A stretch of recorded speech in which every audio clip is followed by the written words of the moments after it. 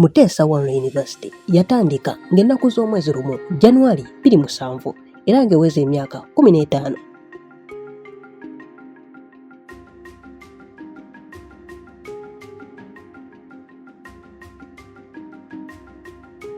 Ssettendekero ono okutandika kyava ku kirowoozo kya Ssaabasajja Mwenda Mutebi II era ekirowoozo kino kyatekebwa mu nkola Katikkiro n'abakungu abalala okuva mu Buganda.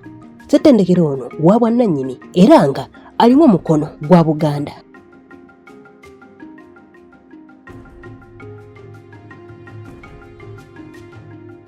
Munnange nno erinnya lya Ssettendekero lyabbulwa okuva mu Ssekabaka Muteesa eyasooka era ng'ono munnange ye yawandiika ebbaluwa eyayita abazungu bajje bateekeko ensoma ey'ekikugu eyogena mu bibiina abaana ne basomesebwa.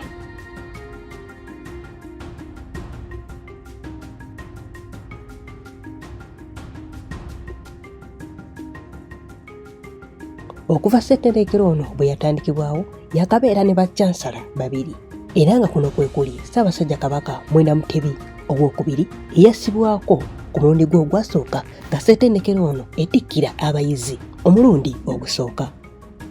Omutanda yasiima n'akwasa Justice Julie Ssebatinde obwa kyansala nga 15 ogw'omukaaga 2016 era ng'ono yakyaliko ne kati.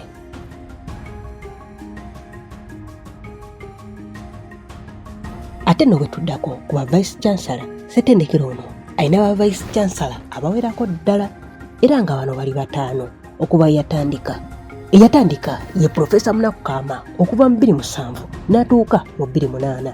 Eyaddirira ye Professor Ssemakula Elisha okuva mu 2009 paka 2011. Okuno ne kuddako Professor Kigongo Bukenya okuva mu 2012 okutuuka mu 2013.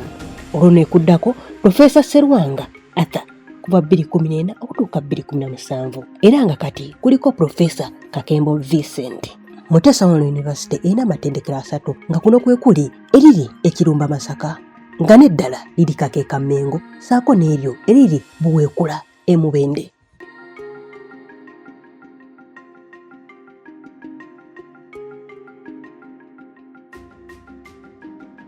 Bwe nkuzaako ku matikkira Ssettendekero ono yakatikkira emirundi 7 era nga amatikkira agasooka galiyo ng'ennaku z'omwezi 15 ogwokuna 2015 era nga ne Ssaabasajja Kabaka Ronald Mwenda Mutebi II yasiima n'agabeerako.